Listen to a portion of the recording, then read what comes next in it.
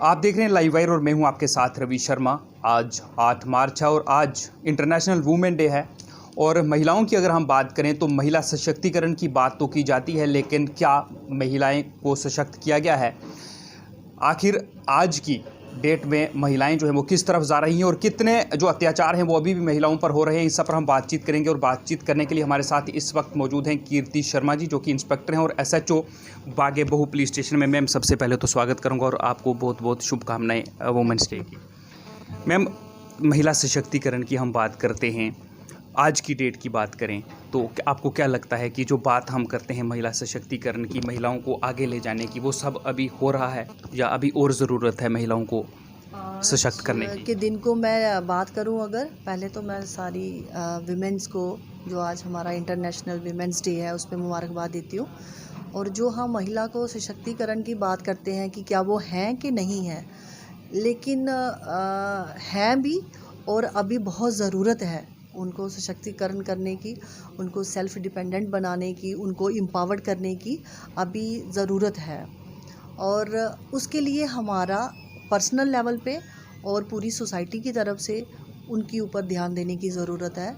जब तक कि हम खुद अपने आप को इस चीज़ के लिए तैयार ना करें कि जो वीमेंस को एम्पावर्ड करने की ज़रूरत है, उनको एजुकेट करने की ज़रूरत है, उनको अपने हक और अपने राइट्स को लड़ने के लिए राइट वे कहाँ है जहाँ उनको जाके अप्रोच करना चाहिए, वो चीज़ें दिखाने और सिखाने की ज़रूरत है, जहाँ हमें उनके साथ पूरा योगदान करना चाहिए और उनकी हेल्प के लिए उनके साथ खड़े रहना चाहिए। मैम, महिलाओं की बात करें, आप इंस्पेक्टर हैं जम्मू कश्मीर पुलिस में, आप अपने जो कार्य हैं वो कर रहे हैं। वुमेन सेल की बात करें तो आप वहाँ पर भी एसएचओ रहे हैं, आप यहाँ पर भी हैं, तो परिवार भी है आपका। एक महिला होने के नाते किस तरह से मैनेज करते हैं आप अपनी नौकरी, और वो भी पुलिस की नौकरी, परिवार सब किस तरह से मैनेज होता है? ये घर और ऑफिस को मैनेज करना, मैं नहीं कहूँगी कि बहुत इजी है, कि आराम से हो जाता है कि सुबह उठे, रेडी हुए और ऑफिस आ गए। और रात को जब बंदा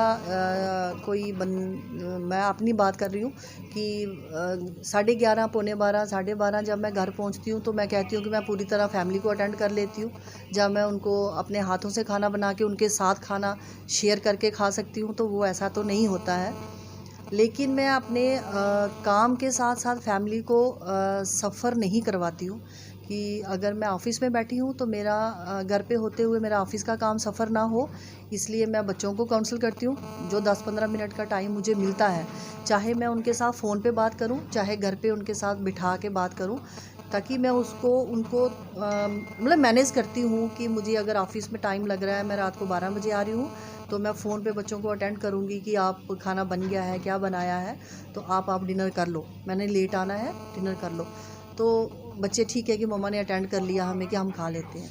तो ऑफ़िस का टाइम को आप देखोगे तो हम बच्चों को थोड़ा सा इग्नोर करना हो जाते हैं, बट करना नहीं चाहते हैं। तो उन चीज़ों को हमें मैनेज करना पड़ता है। अगर घर में है तो बच्चों को समझाना है, अगर ऑफ़िस में है तो ऑफ़िस का काम पूरा ध्यान देना है, 100% अपना ऑफ़िस का देना है, ताकि पर्टिकुलरली मैं ऑफ़िस के काम को इग्नोर नहीं कर सकती हूँ।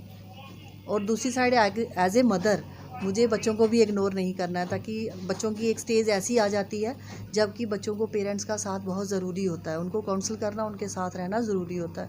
तो कोशिश ये होती है कि ना ही काम, ऑफ़िस का काम सफ़र हो और ना ही घर इग्नोर हो।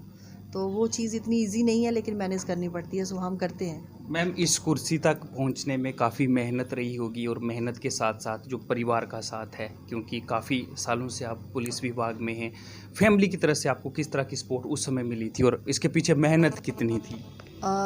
अगर जहाँ आज मैं बैठी हूँ, अगर मैं ये बोलूँ कि मुझे फैमिली का सपोर्ट कितना रहा है, बहुत ज़्यादा एलैबोरेट करके नहीं बताऊँगी और ना ही बता सकती हूँ। लेकिन जहाँ तक इस जगह तक पहुँचने के लिए मैंने सफ़र किया है, और वो सफ़र शायद इतना टफ़ था कि बीच में कभी होता था कि इसको यहीं पे क्विट कर दिया जाए, कि आराम से इंसान को अपना दाल फुल्का ही खाना है और बच्चों की एजुकेशन जहाँ तक ज़रूरी है तो हो जाएगी, तो नहीं हो सकता आगे।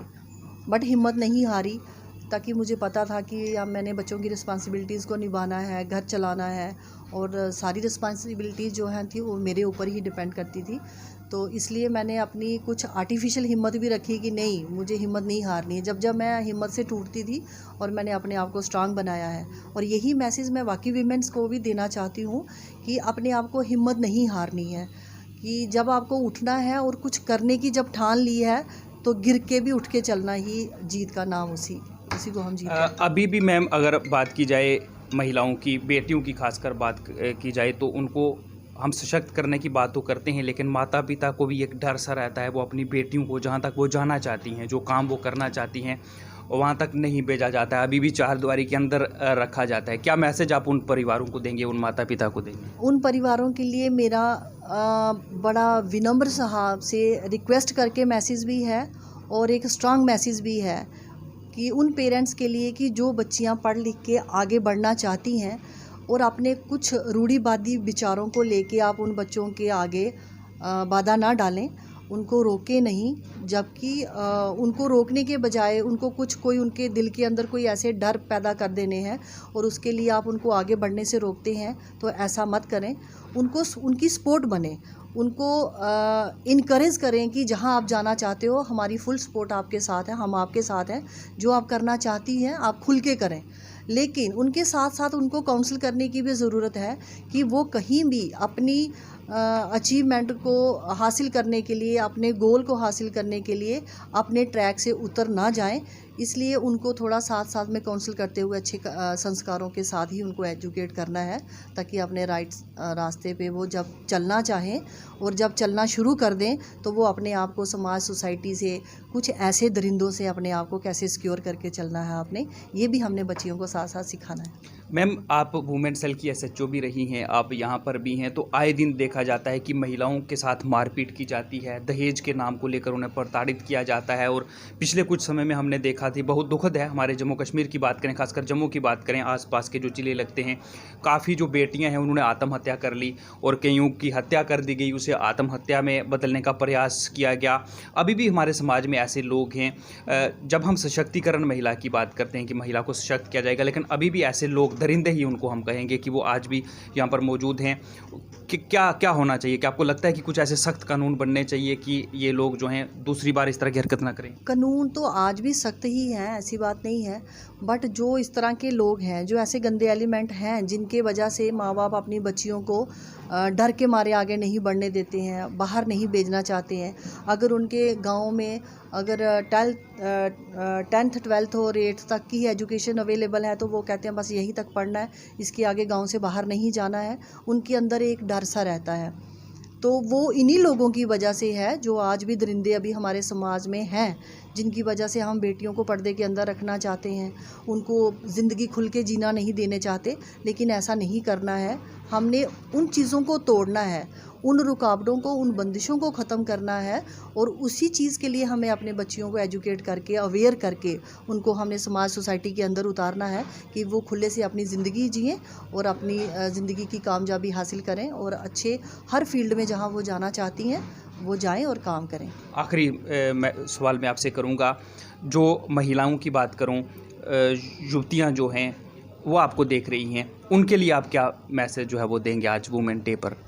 आज विमेंस डे पे मैं छोटी बच्चियों से लेके, जो मेरी फ्रेंड्स भी हैं, टीनेज गर्ल्स हैं, जो कॉलेज और यूनिवर्सिटीज़ में पढ़ रही हैं, उनके लिए मेरा ये एक मैसेज है कि आप अपनी ज़िंदगी खुल के जिएँ, बिंदास ज़िंदगी जिएँ। और एक ही बात मैं कहूँगी कि समाज, सोसाइटी में कहीं भी अपने आप को श्रिंक करके आपको नहीं जीना है। हर तरह की आपको हेल्प और सपोर्ट मिलेगी जहाँ तक आप अप्रोच करोगे। जहाँ आपके साथ कहीं आपको कुछ लगता है, आज पुलिस डिपार्टमेंट जो है कदम कदम पर हमारे फ़ोन नंबर, हेल्पलाइंस और जो 100 डायल करने पे अगर किसी लड़की को कहीं कोई परेशानी आ रही है, किसी विमेंस को कोई परेशानी आती है, तो पुलिस आज तो नेशनल हाईवे रोड पे भी अवेलेबल है। वो रेस्क्यू करने के लिए पहुंचती है, उनकी हेल्प के लिए पहुंचती है।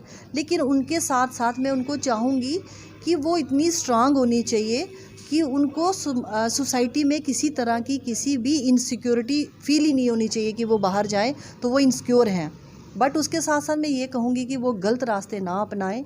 जैसे आज की पीढ़ी हमारी नशे वाली साइड चल पड़ी है, जहाँ कुछ लड़कियाँ माँ बाप के कहने से बाहर हैं, पेरेंट्स थोड़े परेशान रहते हैं कि वो उस तरह की आज़ाद ज़िंदगी जीना चाहती हैं जो उनको लाइफ में एक ब्राइट फ्यूचर नहीं दे सकती हैं।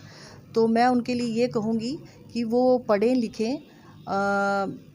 जहाँ तक कि मैं एक खुद बैडमिंटन प्लेयर हूँ, तो मैं कहूँगी कि वो खेल कूद में हिस्सा लें, आगे बढ़ें और अपनी लाइफ में वो जगह और वो चेयर पे वो पहुँच जाएं जहाँ वो चाहती हूँ, लेकिन उसके लिए ट्रैक सही होना चाहिए। ये मेरा खास संदेश है। बहुत बहुत शुक्रिया मैम हमसे बात करने के लिए।